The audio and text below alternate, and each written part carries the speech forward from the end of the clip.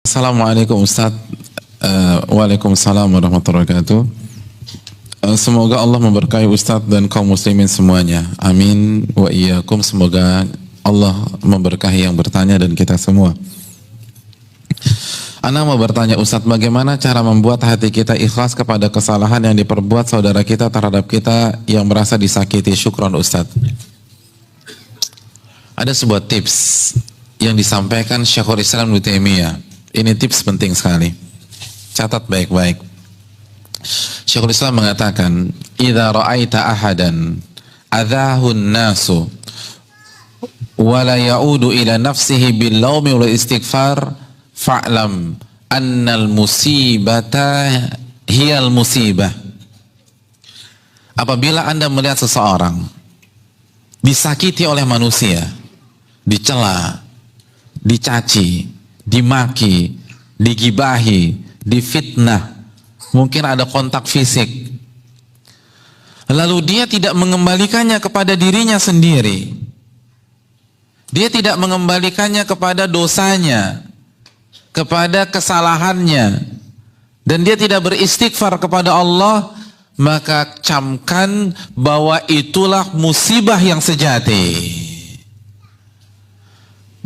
Karena Allah berfirman, "Wa ma asabakum min musibatin fabima kasabat aydikum wa ya'fu an katsir." Surat Asy-Syura ayat 30. Dan apapun yang menimpa kalian itu disebabkan apa? Dosa-dosa kalian. Dan itu pun Allah sudah maafkan banyaknya kesalahan kalian. Jadi hadirin sekalian, ketika kita disakiti orang, ditipu orang, difitnah orang, digibai orang, itu pasti ada peran dosa. Maka ketika kita menghadapi kondisi-kondisi demikian, introspeksi diri, evaluasi dosa-dosa kita. Ini saya salah apa sama Allah? Pertama, cek, kalau misalnya kita diomongin, pastikan apa kritikan mereka kepada kita. Kalau memang benar, perbaiki, berarti itu kesalahannya. Kalau ternyata itu fitnah, kita nggak melakukannya, bukan berarti kita bersih dari kesalahan. Itu karena kesalahan kita di tempat lain, di kesempatan lain. Allah balas melalui itu. Jadi fokus kita jangan hanya menyalahkan yang memfitnah. Jangan hanya menyalahkan yang menipu, jangan hanya menyalahkan yang mencaci, jangan hanya menyalahkan yang memaki, jangan hanya menyalahkan yang memukul atau menyakiti kita. Yang pertama, salahkan dosa, kata beliau. Karena itu pasti karena perbuatan dosa kita. Pasti, nggak diragukan lagi.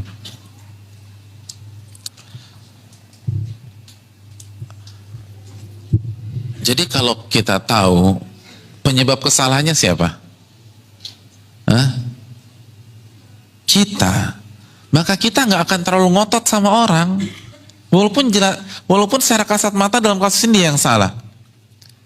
Iya nggak sih? Kalau la qadarallah kita nabrak bemper mobil orang, kira-kira kita ngotot nggak? Enggak, orang kita yang salah. Saat kita merasa bersalah, kita nggak akan ngotot. Kita nggak akan terlalu sakit hati. Oleh karena itu, camkan baik-baik. Kalau kita disakiti oleh manusia, itu disebabkan apa? Dosa siapa?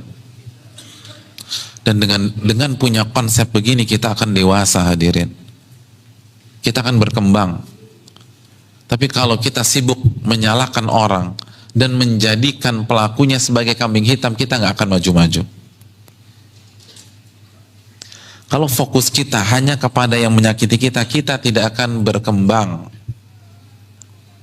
Contoh misalnya, ada orang memfitnah kita, kita sakit hati. Biasanya kalau kita sakit hati, pelampiasannya gimana? Kita telepon teman kita, lalu kita curhat. 2 jam kita telepon teman kita tersebut menceritakan kasus kita yang disakiti oleh si fulan. Berarti 2 jam waktu kita habis menceritakan kesalahan si fulan. Produktif apa tidak? dan bandingkan kalau kita kembalikan kepada diri sendiri, maka kita akan mengaudit diri kita habis-habisan. Ini saya salah apa lagi nih? Sampai Allah takdirkan saya difitnah melalui dia. Kita akan cari kesalahan kita. Oh ternyata ini. Lalu kita beristighfar, kita memperbaiki diri. Kira-kira kalau kita melakukan pola ini berkembang nggak kita? Berkembang. Karena konsep kita introspeksi diri, introspeksi diri, introspeksi diri, introspeksi diri. Makanya kan ketika kita membaca Sayyidul Istighfar, apa yang kita baca? Abu'u laka bini'matika alayya wa abu'u, udah itu aja. Kata Syekh Abdul Razak bin Abdul Muhsin Al-Abbad, konsep muslim itu dua, akui nikmat Allah dan akui kesalahan kita. Abu'u laka bini'matika alayya, aku akui seluruh nikmat-nikmat ini itu darimu ya Allah. Jadi seluruh fasilitas dunia, seluruh kenyamanan, ketentraman, harta, keluarga, itu semua dari siapa? Dari Allah. Lalu apa yang kita alami, masalah yang kita hadapi, itu disebabkan abu'u laka bini'matika alayya wa abu'u bidzanbi, itu karena dosa. Jadi kita hidup konsepnya dengan mengakui nikmat Allah, lalu kita bersyukur, dan kita mengakui kesalahan kita, lalu kita beristighfar. Saya ingin tanya, dari konsep ini ada pihak ketiga nggak? Ada pihak ketiga nggak? Nggak ada. Nggak ada pihak ketiga. Itu konsep yang diajarkan dalam Sayyidul Istighfar.